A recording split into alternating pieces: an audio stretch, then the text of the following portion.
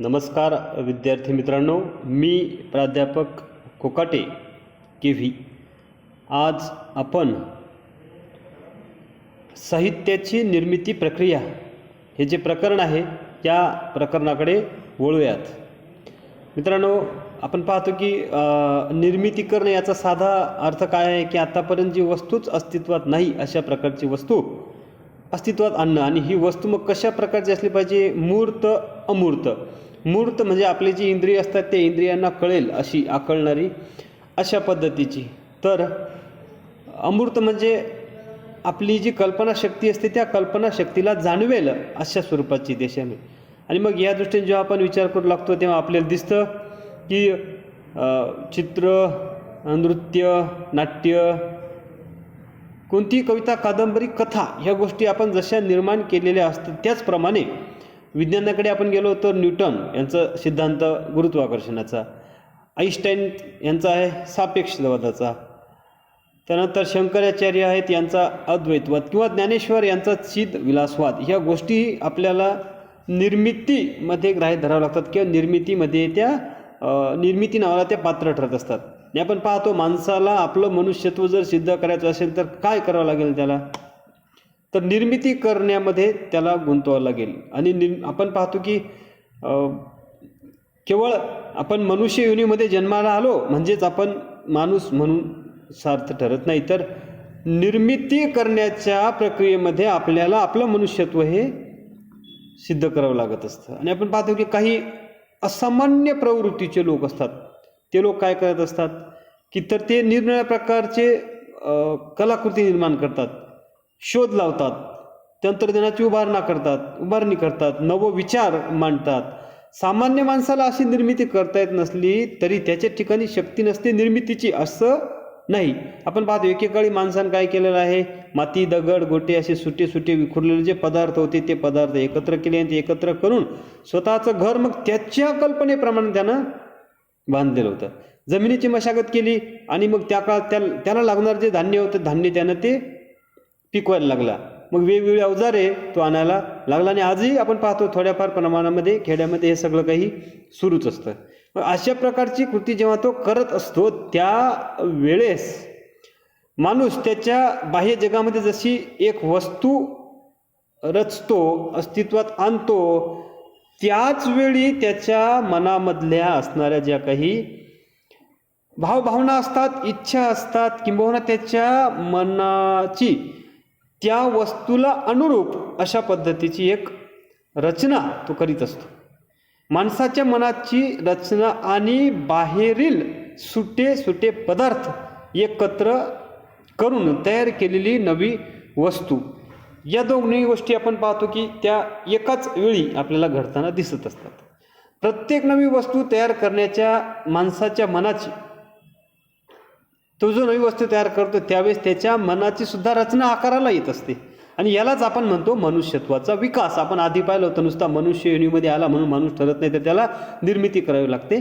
इथं ते आपल्याला आता दिसून यायला लागले. माणूस आपल्या भोवतालची परिस्थिती जशी आहे की नाही ती जशीच्या तशी किंवा त्याच स्वरूपात न स्वीकारता तिच्यामध्ये हा माणूस सतत बदल करीत आलेला आहे, तिची पुनर्अशी रचना करीत आलेला आहे. आणि असा बदल, अशी पुनर्रचना करता करता मग तो स्वतःला सुद्धा बदलत गेलेला आहे, स्वतःची सुद्धा एक रचना किंवा स्वतःला तो रचित गेलेला आहे. आपण पाहतो की एक नवी वस्तू प्रत्यक्षात आणण्याची किंवा त्या वस्तू त्या परिस्थितीची पुनर्रचना करण्याची, त्याचबरोबर स्वतःला नव्याने रचण्याची ही कृती ही माणसाला आनंददायक अशा पद्धतीची वाटत आलेली आहे. आणि मग या आनंदात परिस्थितीच्या पलीकडे जाण्याचा तिच्या ज्या मर्यादा आहेत, तिची जी बंधनं आहेत, ती मर्यादा, ती बंधनं ओलांडण्याचा भाग आपल्याला बऱ्याच प्रकारामध्ये दिसतो. आणि मग यातूनच स्वतःची नवी ओळख निर्माण करण्याची कुवत आपल्यामध्ये होती हे त्या माणसाला नंतर कळतं. तिची जाणीव त्याला ती कृती झाल्याच्या नंतर होत असते. आणि मग ही त्याला स्वतःची झालेली एक नवीन अशी ओळख असते. आपण पाहतो निर्मितीची क्षेत्रे, विज्ञान, तंत्रज्ञान वगैरे अनेक असली तरी अशी ओळख कलावंताला ही कला निर्मितीमध्ये आपल्याला अधिक प्रमाणामध्ये, मोठ्या प्रमाणामध्ये होताना दिसून येते. याचं कारण काय, तर या वरील जी क्षेत्र आपण पाहिले, या क्षेत्रामध्ये निर्मिती जेव्हा होते तेव्हा बुद्धीच्या व्यापाराला जास्त प्राधान्य असते. जसे तिकडे बुद्धीला प्रामाण्य असते तसे कला निर्मितीमध्ये घडत नाही. मग कला निर्मितीमध्ये काय, तर मनाच्या सगळ्याच्या सगळ्या शक्ती ह्या क्रियाशील होत असतात आणि त्यामुळे या निर्मितीमध्ये आनंद सुद्धा आपल्याला अधिक दिसतो.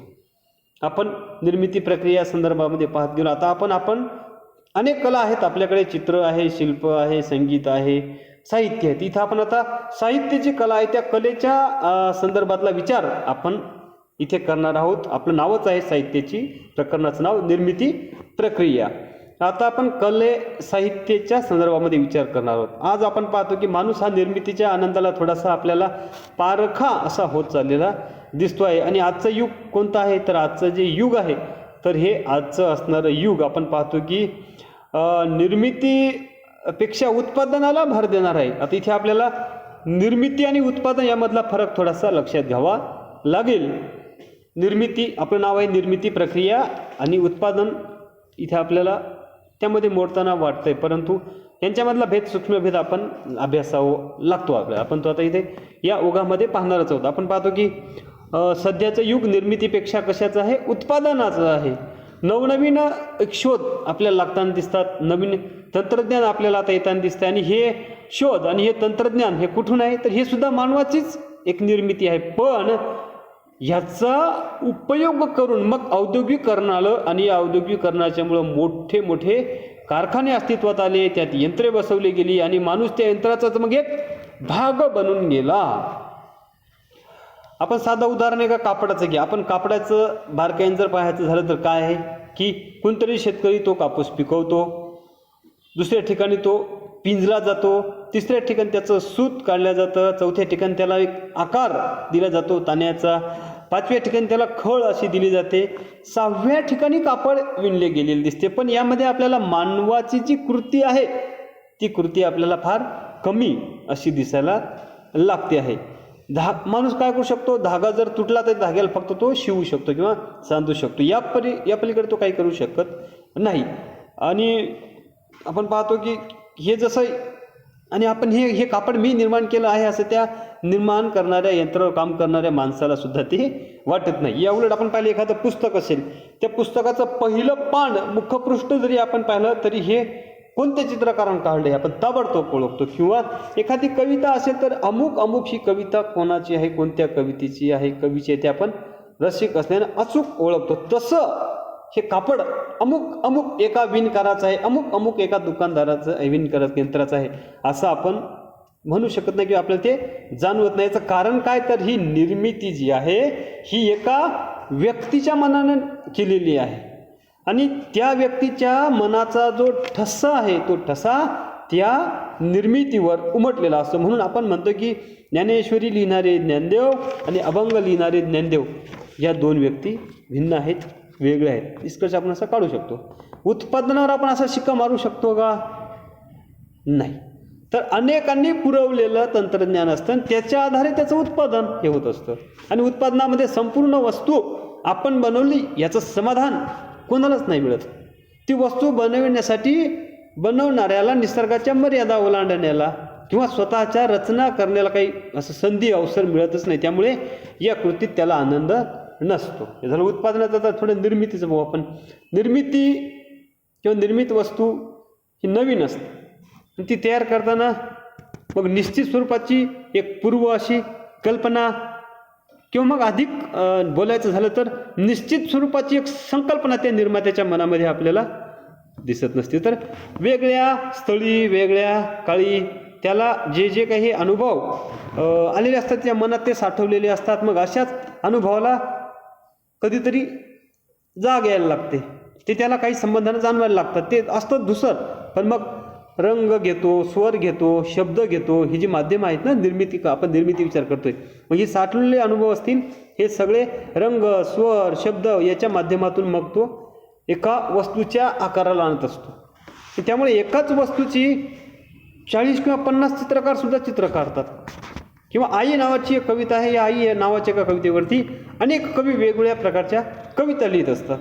उत्पादनाच्या बाबतीमध्ये असं घडतं का? घडत नाही. तर त्याच्या मुळाशी निश्चित स्वरूपाची संकल्पना असते, निर्मितीमध्ये नसते. आता उत्पादनामध्ये पहा, कशासाठी करायचे याचा विचार अगोदर ठरलेला, उद्देशावर ते स्वरूप ठरत असते. उन्हाळ्यात हिवाळ्यात जे कपडे वापरले जात असतात ते तयार करायचे कापड वेगवेगळे तयार केले जात असते. मासे विकतो आपण, ते मासेमध्ये काती असते, ती काती ती सुद्धा कांदे बटाटे कापण्यासाठी जी काती असते त्याच्यापेक्षा वेगळ्या पद्धतीची असायला लागते. आता त्या वस्तूचा आकार, लांबी, तिची असणारी रुंदी, जाडी, सफाईदारपणा, अंकुचदारपणा, त्यासाठी वापरायच्या धातू इत्यादी गोष्टी ह्या त्याच्या उपयोगावरून ठरतात. अनेक लोक त्या साचेबंदपणे तयार करतात, पण जशी एक सुरी दुसऱ्या सुरीसारखी असते तशी एक कविता हुबेहूब किंवा कादंबरी हुबेहूब दुसऱ्या कादंबरीसारखी दिसत नाही. हा निर्मिती उत्पादनामधला फरक आहे. उत्पादनासाठी आपण पाहतो की अनेक प्रकारचे पदार्थ, उदाहरणार्थ कापूस, लोकर, रेशीम, लोखंड, काच, चिनी माती जी असते ते वापरले जातात आणि त्यापासून ती वस्तू बनते. तो पदार्थ म्हणजे त्या वस्तूचं काय असतं? द्रव्य असतं, मटेरियल असतं. उत्पादनात उत्पादित झालेली तयार झालेली वस्तू, ती वस्तू जरी तयार झाली तरी ती ज्या द्रव्यांची बनलेली असते ते द्रव्य पण नाहीसे होते का, नष्ट होते का? नाहीसं होत नाही. उदाहरणार्थ सुती कपडा. आता सुती जो कपडा आहे किंवा उलन कोट किंवा रेशीम साडी किंवा काचेचा ग्लास, स्टीलचे ताट असा आपण प्रयोग करतो का नाही? सुताचं, रेशीमचं, काचाचा आपण उल्लेख करतो. पण या उलट जेव्हा निर्मिती आपण करत असतो मग त्यामध्ये रंग, कॅनव्हास किंवा स्वर, शब्द, दगड, ब्रांज वगैरे जी द्रव्ये असतात त्यांचा उपयोग कुठे केला जातो? चित्र, संगीत, साहित्य, शिल्प या कलांच्या मध्ये केला जातो. आता असं जरी झालं तरी ती कला कुठे निर्माण झाली की मग त्या द्रव्याचं द्रव्यत्व शिल्लक राहिलं का? जसं आपण आधी जे पाहिलं स्टीलचा ग्लास असा शब्द वापरला, इथे तसं दिसतंय का?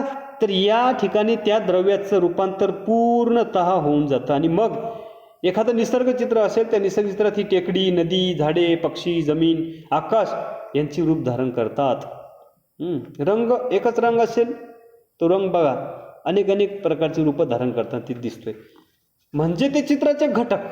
आता एखादं चित्र हे तैल रंगातलं असतं, असे कधी आपण म्हणत असलो तरी त्याचे बसीतलं रूप आणि कॅनव्हासमधलं रूप ओळखता येणार नाही इतका त्यामध्ये बदल झालेला असतो.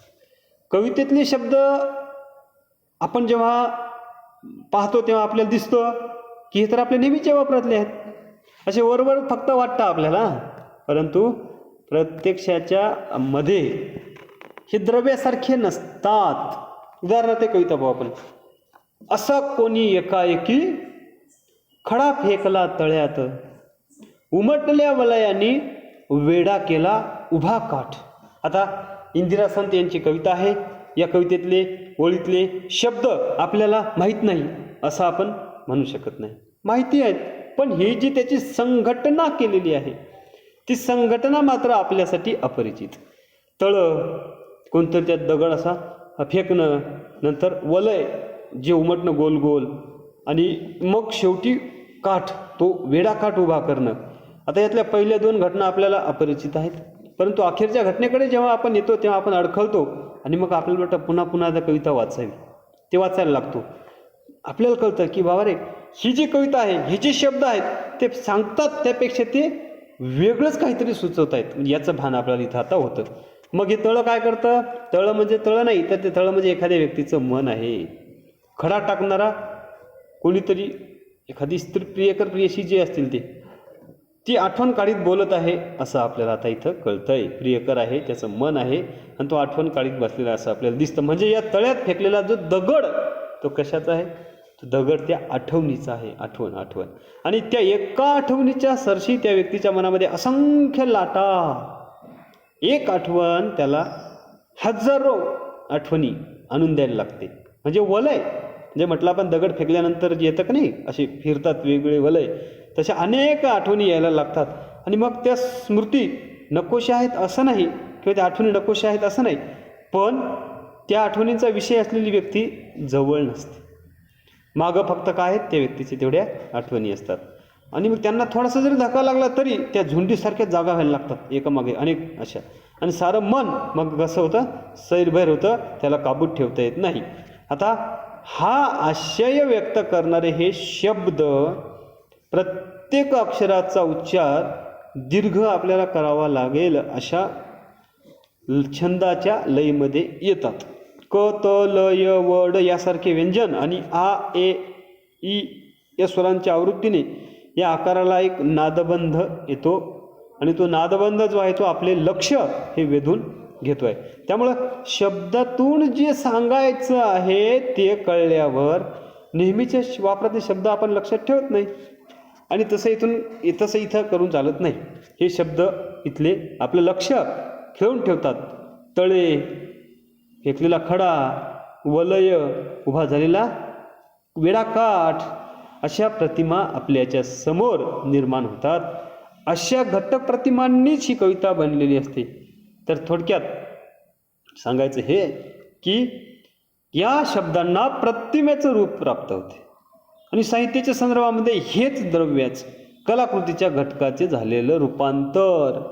द्रव्य काय झाले, रूपांतरित झाले. कशात झाले, कलाकृतीत झाले. शब्द हे द्रव्य आणि ते कलाकृतीत रूपांतरित होऊन गेले. एकदम वेगळं त्याला काढता येत आपल्याला दिसत नाही. ठसा तिथं दिसत नाही आहे त्या शब्दाचा घटकाचा, पण इकडे दिसतं. आपण मग म्हटलं ते रेशमाचं कापड, स्टीलचा ग्लास वगैरे, स्टील, रेशम जसं तिथं राहिले ते घटक नावाला, साहित्यामध्ये तसं होत नाही. तर हे सगळे काय होतात, रूपांतरित तिथं होऊन जातात. उत्पादनामध्ये मात्र अशा प्रकारचं रूपांतर होत नाही. आपण साहित्याची निर्मिती प्रक्रिया बघत असताना उत्पादन आणि रूपांतर या दोन्हीमधला जो भेद आहे तो बारकाईने पाहिला. आता यातून आपल्याला पुढच्या भागाकडे आपल्याला वळायचं आहे. तो भाग आपण पुढील व्हिडिओमध्ये बघूयात. इथे आपण थांबूयात.